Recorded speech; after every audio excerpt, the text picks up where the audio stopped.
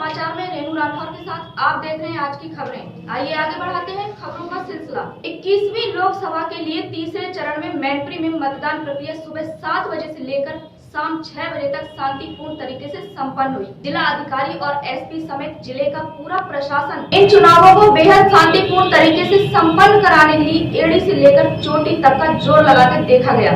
आइए इस खबर के जरिए दिखाते हैं पूरे जनपद में हुए मतदान का हाल।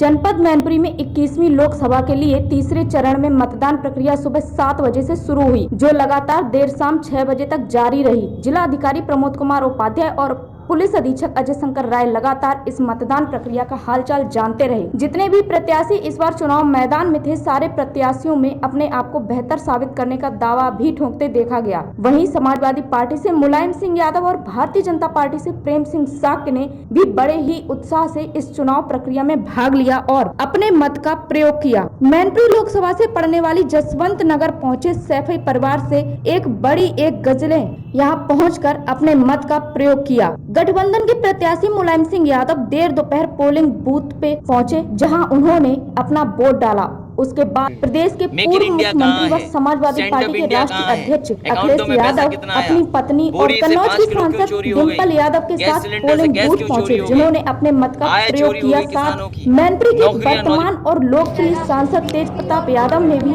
अपने मत का प्रयोग किया और पोलिंग बूथ पर जाकर वोट डाला। प्रगतिशील समाजवादी पार्टी के राष्ट्रीय अध्यक्ष शिवपाल यादव ने भी यहाँ पहुंचकर अपने मत का प्रयोग किया। देर शाम 7 बजे तक 21वीं लोकसभा के लिए तीसरे चरण में मैनपुरी में मतदान बड़े ही शांतिपूर्ण तरीके से संपन्न हो गया।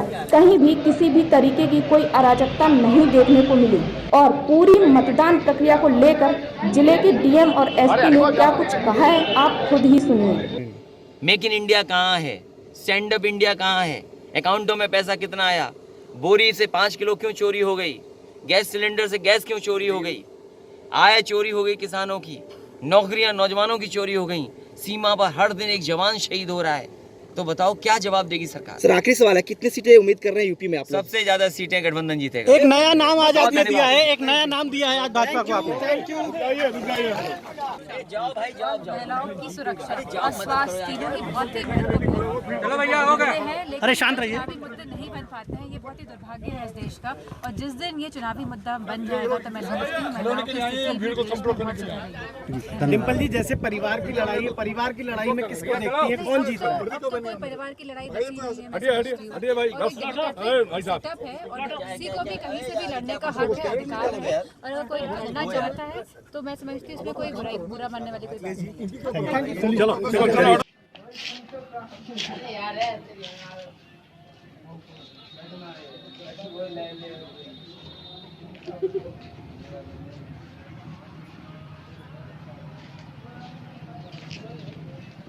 लेते हैं पुलिस कप्तान अजय शंकर राय खड़े हैं, इनसे बात करते हैं। क्या स्थिति है और क्या किस तरीके की सुरक्षा व्यवस्था इंतजाम की है? जनपद में पर्याप्त पुलिस प्रबंध किए गए हैं चुनाव को देखते हुए, और सारे मतदान केंद्रों में मतदान प्रारंभ हो चुका है।